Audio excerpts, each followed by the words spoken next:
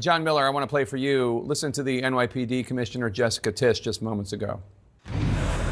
The New York Post reported that some extreme activists were circulating a deck of cards with other most wanted CEOs to be targeted for assassination.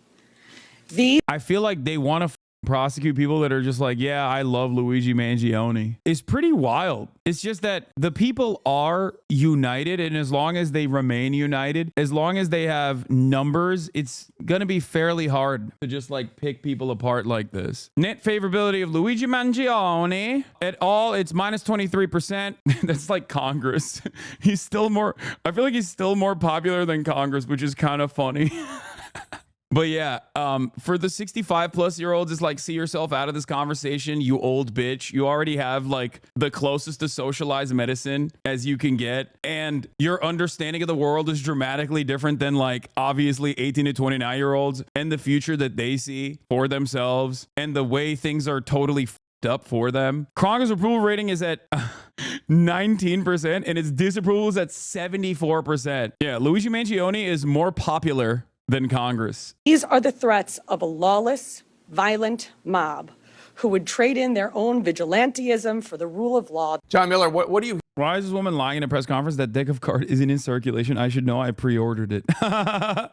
Oh, we're all going to jail, dude. Hearing from your NYPD sources about this, are they going after the people who made these cards? Do they think these are serious threats? Well, they do think that they are serious threats, and we're dealing across a number of domains here. One is the psychological effect and after effect that we see in this. Compare something like this, which is a relatively unique murder of the CEO of an industry because he was the CEO of the biggest company in that industry, in this case, healthcare. The idea that this has become a social media phenom, the idea that somebody has printed cards, wanted posters of CEOs were posted on lampposts and scaffolding around the block showing their faces with their salaries underneath. Brian Thompson's was among them with an X across his face. The posters said, Brian Thompson's claim was denied, his claim to live. Whose claim will be denied next?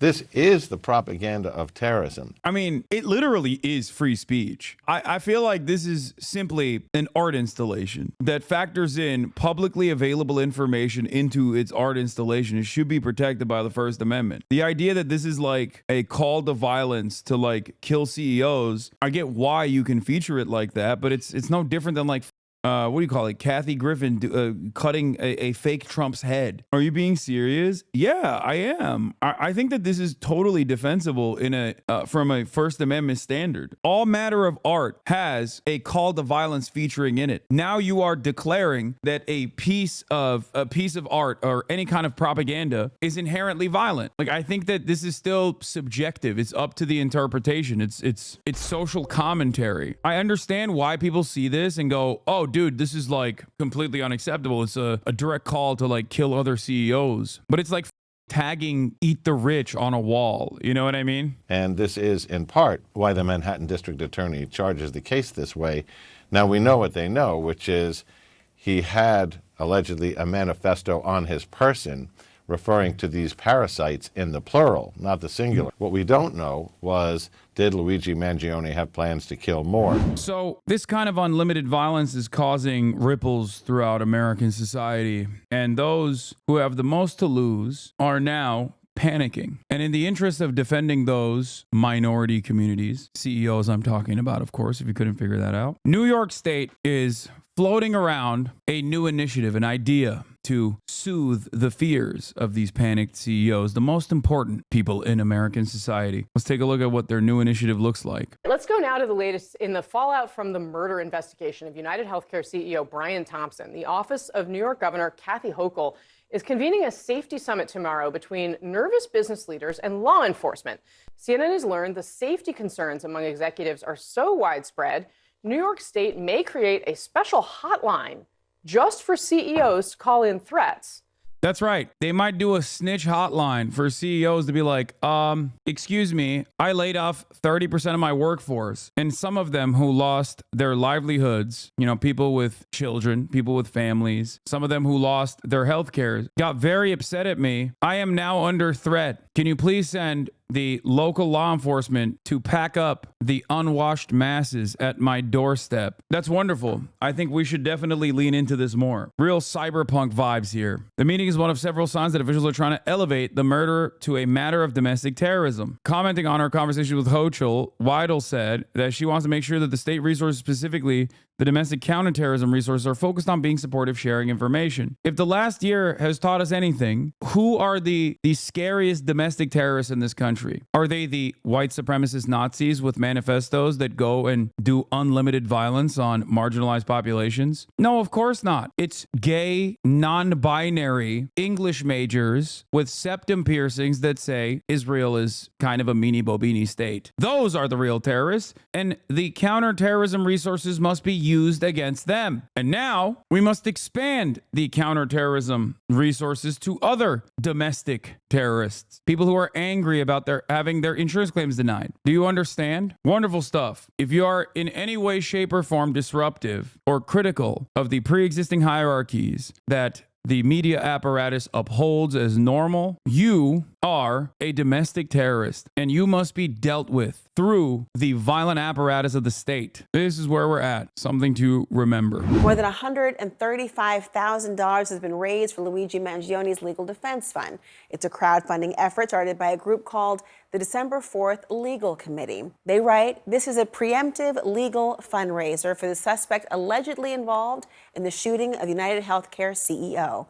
We are not here to celebrate violence, but we do believe in the constitutional right of fair legal representation, unquote. But as for the people donating, well, some of them are full on celebrating Mangione's actions. One person writes under their $10 donation, I'm quoting here, "The shot heard around the nation. We cannot let it be in vain. You made the first stand. Thank you." They're gonna arrest your moms and dads, dude. I'm not even kidding. They're gonna literally investigate every single person that donates this shit and then try to like go after people for donating. This never happened when Rittenhouse killed that guy. I wonder what's the difference. Yeah, I don't recall people, especially because like that one is political, right? What's interesting about this one is like this seemingly transcends politics, regardless of how hard the media is trying to reframe this as like a partisan issue. Like, I don't think the Debras and the Barbaras that are angry at United Healthcare or their own private healthcare are like, yeah, I'm a card-carrying leftist, you know? I shouldn't have said political. I should have said partisan from the jump. Every American that's been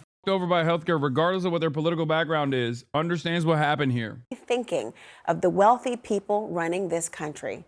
Health insurance has been a scam for far too long, and it needs to change. Stop talking about it and do something. Well, I want to bring in Sam Beard. He is the Stop talking and do something doesn't mean like go kill CEOs, dumbasses. It means change the system, move towards a more humane system where profits are not put over the interests of everyday citizens. What do you say to your critics who think this fundraiser is co-signing that murder? Well, at the end of the day, every American has a right to a fair trial. And I think for every person who might be, exhibiting some sense of joy, there are 10 people sort of asking the question, well, who's the real murderer in this conversation? We're talking about the largest and most successful private health insurance corporation in the history of humankind, right? Which is successful precisely because they generate profits by denying claims, among other things. Just to quote one donor here directly, quote, "We do not condone murder. And for that reason, we cannot condone the actions of United Healthcare. Luigi was standing up to a systematized murder of millions of Americans at the hands of a broken healthcare system." When you hear that, of course, first of all, I'm a former prosecutor. Everyone deserves a proper legal defense. And frankly, he is presumed innocent at this point in time. They have a burden of proof that they have to carry out. But when there seems to be the equivalence drawn between gunning somebody down in the streets, and again, he is presumed innocent, but somebody gunning him down in the streets, And then the idea of a health insurance company. Yeah, it's arguably worse. This is what people don't understand. When your grandma's like, oh, I can't get chemotherapy because it's too expensive and insurance won't cover it, I guess I'll just die. That's murder. So yeah, the CEOs that contribute to that profit off of that, you can systematize that murder as much as you want, but they are responsible. That's so crazy that these guys are like, but what do you mean? To the average person who has experienced the death of a loved one because of this, they don't give a to the average person whose life was ruined because they had to go through medical bankruptcy, they don't give a fuck. Oh, that's just the way the system is? Okay, well, I guess we live in a cruel system, so there's nothing you can do about it. Behaving in the way that has led to, you believe, the deaths of people as well. Are you concerned that that sort of equivalence is going to instigate further harm? Yeah, that's a good question. As a moral matter, it's horrible when anybody has their life cut short by another person, especially when it could have been prevented, right? But that same logic has to apply both ways. A CEO had his life short, a world-renowned CEO for being very effective in his field, mind you, but he was effective because he profited from denying people's claims, which cut their lives short. So we can't just apply a simple moral rule without acknowledging that we're in an immoral system that degrades the value of some lives while elevating the value of others. And I think what's sort of plain as day at this point is challenging that is, above all, a political act. This is a great take. I mean, he's just popping off. But yeah, it's the contract hitman defense. I had a fiduciary responsibility to carry out this assassination. Like, what do you mean? That wouldn't work in a court of law. You know what I mean? You can't just be like, sorry, I had to carry out tens of thousands of murders because like that was my job. And when we treat it only as a moral act, I think we're plugging our ears to its political meaning.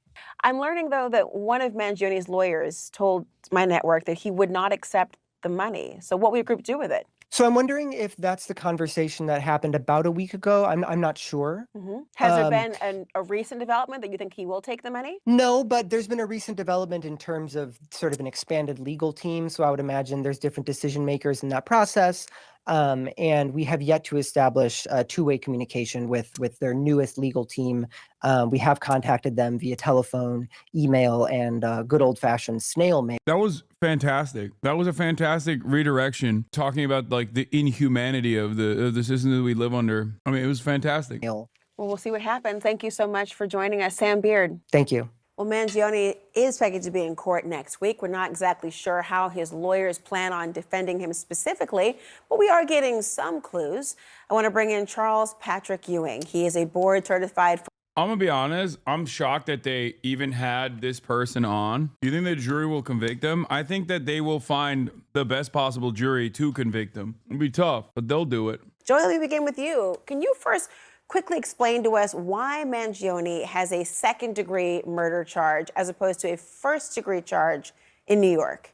Yeah, Laura, good to be with you. So what happens is that in New York State, first-degree murder is reserved for the killing of a police officer, a peace officer, a judge, a correction officer, a first responder. You don't generally get first-degree murder unless it pertains to one of those issues. The only other conceivable way that it could be first-degree is if it's in furtherance of some act of terrorism, which could be a viable charge, depending upon, of course, what authorities continue to find with respect to that is Luigi Mangione's state of mind, mindset as it relates to the actual crime. Murder in the second degree, however, is preserved for everything else, and that is intentional murder. Cops are a special class, dude. You know they had to add EMTs and firefighters and on there specifically so that it's just not cops. I love that. Like, they write this stuff specifically to protect cops. We're getting some hints as to what Mangione's defense could possibly look like. Charles, how hard is it to get this kind of insanity plea or an extreme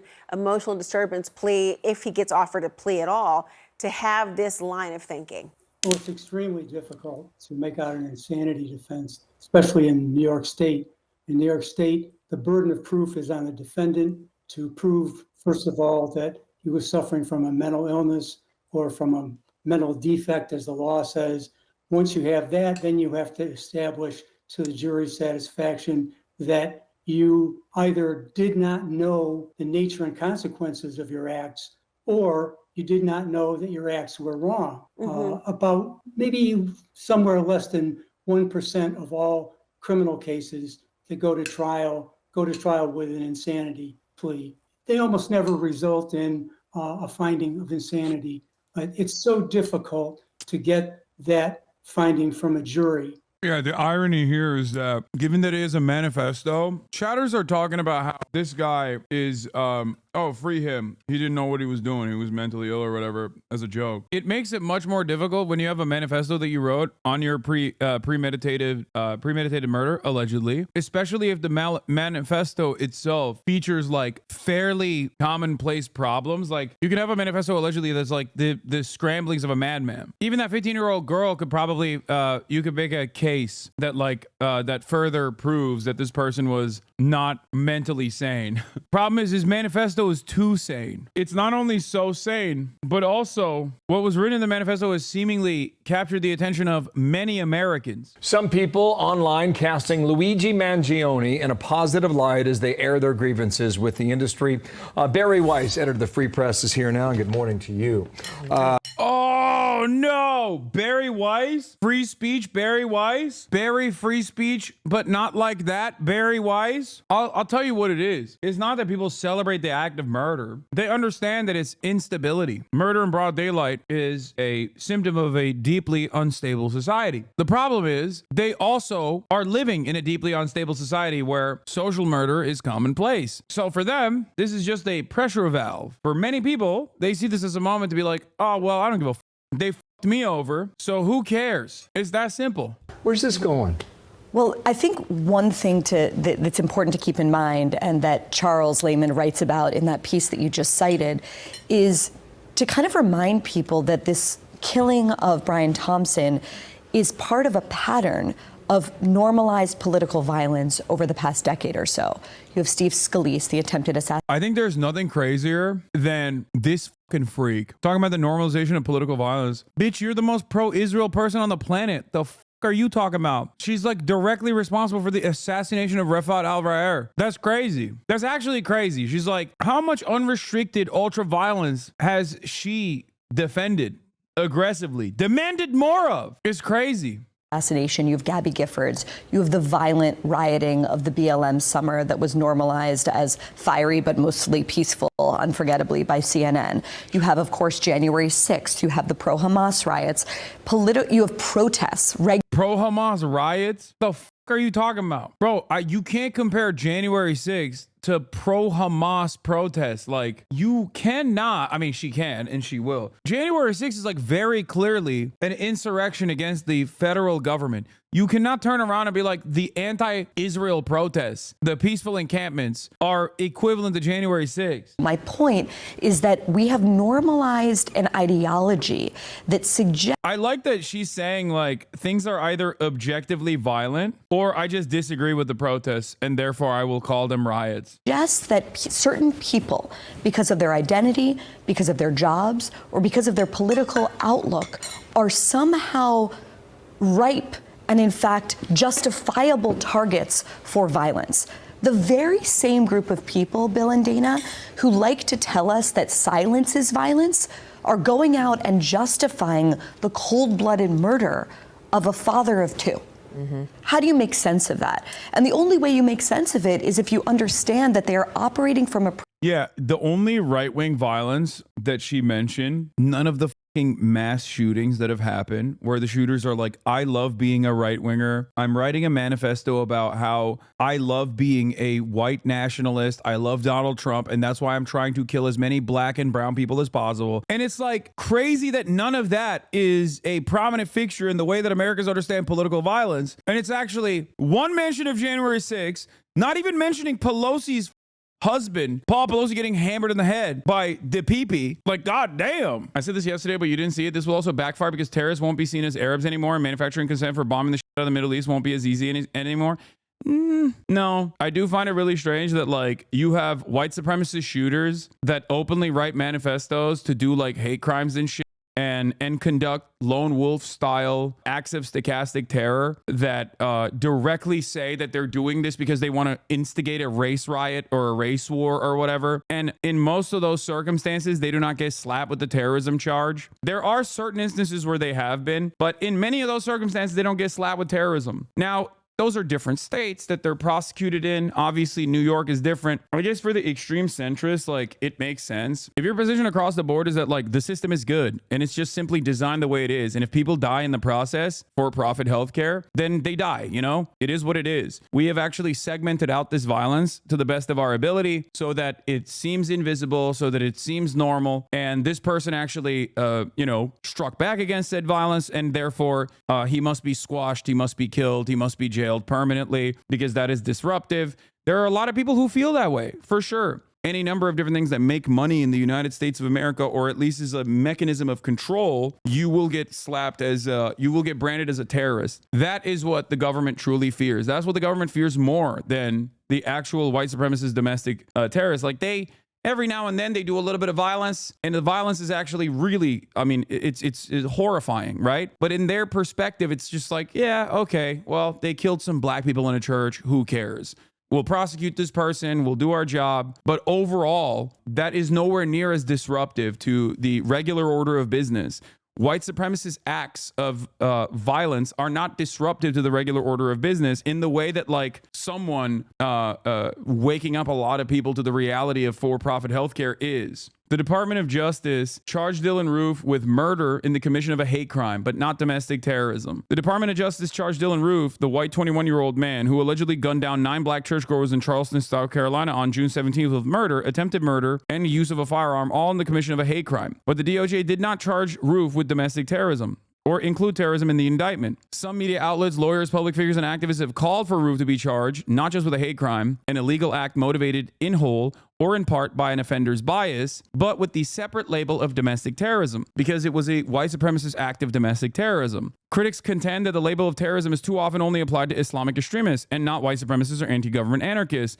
Many were outraged after FBI Director James Comey balked at the term during a June 20th press conference, telling reporters he didn't see the murders as a political act, a requirement he designated as necessary for terrorism. Roof's crimes certainly seem to fit the federal description of domestic terrorism, which the FBI defines as activities that involve acts dangerous to human life that violate federal or state law, appear intended to intimidate or coerce a civilian population, to influence the policy of a government by intimidation or coercion, to affect the conduct of a government by mass destruction, assassination, or kidnapping. Roof allegedly told a few friends that he intended the murder of the parishioners, attendees of the historically black Emmanuel African Methodist Episcopal Church, to start a race war. Now, this was all the way back in 2015. As you know, there's no specific domestic terrorism statute, said Lynch during the press conference to announce Roof's indictment. Even when the USA Patriot Act post 9/11 redefined terrorism to include domestic crimes, the provision simply allowed the government to investigate more broadly what it called terrorism. Actually, charging someone with domestic terrorism remains a separate matter. Even criminals who use bombs or send money to ISIS or Boston Marathon bomber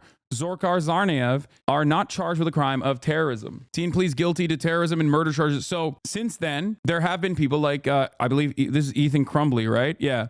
Pled guilty to 1 count of terrorism causing death, 4 counts of first-degree murder, and 19 other charges stemming from November 30th mass shooting at Oxford High School. And obviously, there's a distinction between state charges and federal charges. So since then, they've actually started applying, at least in certain states, domestic terrorism as an additional factor. Domestic terrorism as a practical application certainly fits the criteria for many of these white supremacists, neo-Nazi school shooters, mass shooters in general. And I feel like the criteria being general harm to the overall public makes it a little bit more difficult, in my opinion, for terrorism charges to stick to Luigi Mangione, because I think his argument overall, if I'm thinking about it, like, it's going to be difficult to prove that he wanted other people to also go out and like kill CEOs. That's number one. Number two, there's a direct through line of like harm that was done to him in the way that he saw it, and it's more so a revenge killing, right? At most, it more so fits the purpose of like it's premeditated murder.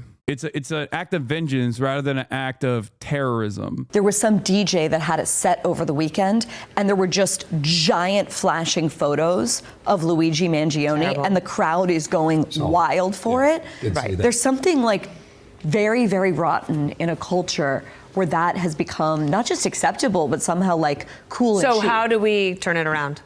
We re-stigmatize political violence, and we shame, frankly, any person that is trying to contextualize. Yeah, Barry Weiss gets to say that while simultaneously championing Israel's genocide, by the way, because that's not considered political violence. That's just foreign policy. You know, that's just American foreign policy. It's the norm. It has to happen. This is so stupid, dude. You can't expect people to not feel a sense of vengeance and relief. It's not correct. I understand it on principle. Unlike Barry Weiss, I am a humanitarian, but I'm also not shocked by this reality. I'm not shocked that people look to someone like Brian Thompson as a placeholder for the violence that they've experienced in their lives. Something that there's no context that makes this acceptable. You murdered a person that is the father of two. People like you Full talk stop. about. That's it. Yeah, Osama bin Laden had kids too, man. He was also a dad. You think I'd give a what happens to him? You also literally advocated for the death of Refat al-Ra'ar, who also had children. His entire family was wiped out by Israel, the country that you seemingly always defend and forget your free speech first principles for on a regular basis when it's about advocating to block, ban, and ruin the lives of pro-Palestinian demonstrators. So CNN, wait, never mind. Okay, CNN actually has a new take on Luigi Mangione. Apparently, attorneys explaining terrorism might have overextended the prosecutor's office. So tell us more, Shimon, about what District Attorney Bragg had to say. Look, I mean, essentially what they're calling this by these charges, Jake, is this was an act of terrorism. They feel that they have enough evidence based on the writings that they were able to obtain from the defendant, Luigi Mangione, that indicates that this was all about fear. It is kind of wild to call this terrorism because he killed a CEO. I do think this is so unprecedented to see this kind of charge being brought here from the DA's office in Manhattan. But there's still a lot more work to do here, and the DA, of course, reminding folks not to forget about Brian Thompson and his family. And Shimon, we're also here. Bro, this is like, I know I was joking about people of means, like people of wealth, being like a subcategory, an additional protected class, but we kind of are getting there. It is kind of wild. Like, they wanted to really punish Luigi Mangione. They wanted to like make an example out of him. So they kind of hit him with the book. And I guess the argument will revolve around terrorism. And maybe the reason why they put terrorism in the forefront of the argument is to maybe goad him into demonstrating that he had a political purpose behind it. Because I'm thinking about like why you'd prosecute him as a not like simple murder, simple premeditated murder, but instead terrorism. Because like they got him dead to rights on premeditated murder, right? Like in New York State, it's second degree murder. It's not first degree. First degree is for peace officers and whatnot. But you can escalate it to first degree murder if it's if a terrorism designation is slapped onto it, as far as I understand. But it's kind of weird because it is definitely overreach. Having said that, I guess like it's interesting because maybe they think he is like, maybe they're convinced that he is so politically minded that he will follow through on it and will offer them additional evidence in an effort to have his voice be heard by Americans. He will say like, no, yeah, this was inherently a political act of violence. Does that make sense? Because in order to defeat the terrorism charge, he has to kind of just be like, I don't know why I was writing that piece of paper, the manifesto or whatever. Does that make sense? Because if he stands by the manifesto, that gives them the allowance to lean into the terrorism charge. Because like you wrote that because you wanted copycats. You wrote that because you wanted to terrify the public or whatever. But then again, I don't know how the prosecution of terrorism really works because, as I've said before, it is a political designation that has no legal standing, like no real, well-definable legal standing. That's why dumbasses like XUC will like write under my Twitter post about Luigi Mangione getting a slap with terrorism charges a Google definition of it. He said, after thorough research, I found this. Terrorism is a technically meaningless classification. There is no real universally definable applicable standard of terrorism. Because if there was one, America would be the top disher of terrorism, the number one responsible party of terrorism. Take the L, Hassan, lol. What? Yeah, I know, I took the L here. I haven't spent countless hours and an endless amount of reading on the political designation of terror and how it is used as a mechanism to deny habeas corpus from the average person that is apprehended by the American state, and how it is an arbitrary distinction, which is precisely the reason why even most legal bodies will not offer the designation of terrorism with the same willingness that, like, the United States of America applies certain militant groups the classification of terrorism. That is part of the reason why you don't see every single country declare Hezbollah as a terror organization in the way that America has. Because they're like, I mean, even in Lebanon, Hezbollah is also a political party within the parliament. There's no real consensus on this matter whatsoever. And people kind of just go off of vibes. Even having said that, though, this standard is hard to apply to Luigi Mangione as well. There was another person who actually sent me a link. Oh, Cornell, Article 490, crime of terrorism in New York State. New York State's definition of crime of terrorism. A person is guilty of a crime of terrorism when, with the intent to intimidate or coerce a civilian population, influence the policy of a unit of government by intimidation or coercion, or affect the conduct of a unit of government by murder, assassination, or kidnapping, he or she commits a specific offense. This is in the state of New York, the crime of terrorism. I mean, it's a definitely a dangerous precedent, I think, in terms of like denying other people their civil liberties, denying people their First Amendment rights in general.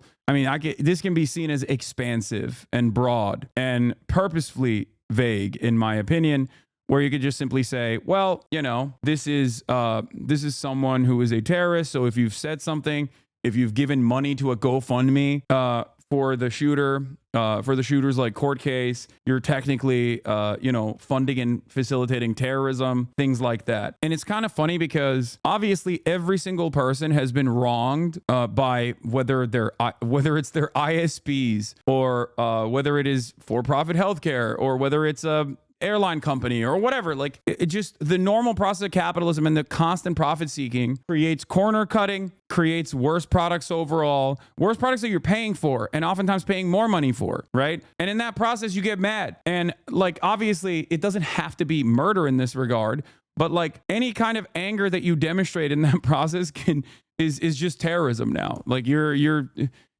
are not allowed to get mad at this shit at all. Meanwhile, those very same fighting words or far more severe threats are often done not against corporations, but against other fellow Americans, and there is no prosecution for that whatsoever. First-degree murder is a prosecutorial overreach, but could so easily backfire. The prosecution now has to make that case, and in doing so, healthcare is now an issue at trial. They've opened that door to making this a circus. I know, which is why I said in the immediate aftermath of the shooting, before we knew the motive, before we knew anything, just the victim, I said that arresting this person and then putting forth a highly publicized, highly televised trial will inevitably make this a much larger issue for healthcare in this country, for-profit healthcare in this country, because when people immediately looked at the situation, they understood what the motives were before they even knew what the motives were. And this would give him a universal platform to say, this is what is at stake here. Let's continue. Hearing from the suspect's lawyer on the New York extradition. That's right. So his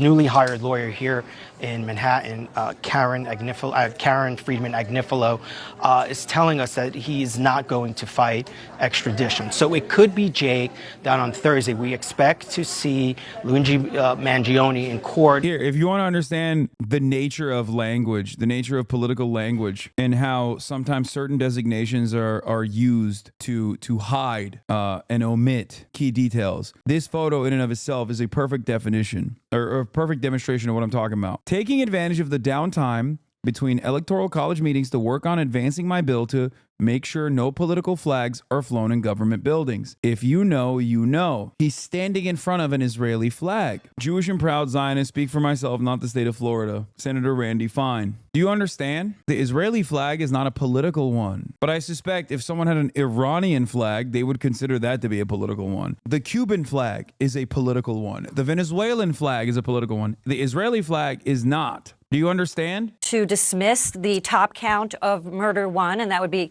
Karen Agnifilio, because arguing this was a terroristic act when he was on a quiet street in the dark shooting a victim in the back of the head and then intending to influence the whole world about the insurance industry was an unintended consequence of this murder. No one expected the social media. Hey, it's not his fault. Everybody was like, bro, before they saw the manifesto, if I'm a lawyer, I'm gonna be like, excuse me. People immediately assume that this was a hurting victim of the for-profit healthcare insurance before they even heard of a manifesto, before they even knew who the shooter was. All they needed to know was the victim. It ain't his fault. Cooking. The disturbing social media outpouring from this act, and to have the district attorney and law enforcement from New York mention that there was a social media outcry in relation to a terroristic act is putting the cart before the horse. I mean, the murder happened first, the outcry was second, and totally unpredictable. So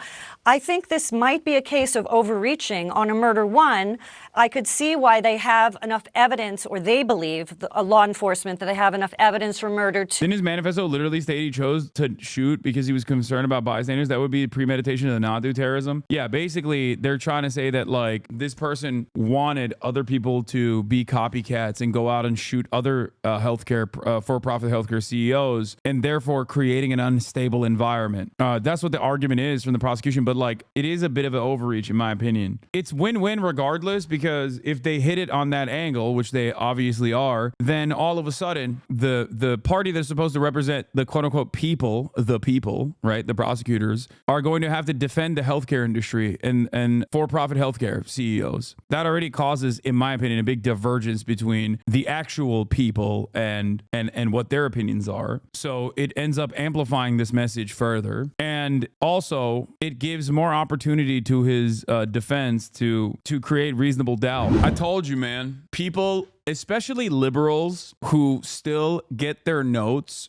from mainstream press, are so malleable. Like, they'll have their own perspective on this immediately. They'll be like, yeah, I don't really give a shit about this. Who cares? Like, these guys have me over or whatever. And then a week's worth of people just going, don't do this. This is really bad. You should feel angry about, the chaos. And immediately they snap back to the fucking sheep-like mentality that they have. It's liberals especially. Like, conservatives do this too, for sure. But I totally get how liberals have like snapped into this like idea that, Luigi Mangione is no hero. He is a bad guy. Fox News is already blasting that nonstop. It's coming from virtually every outlet.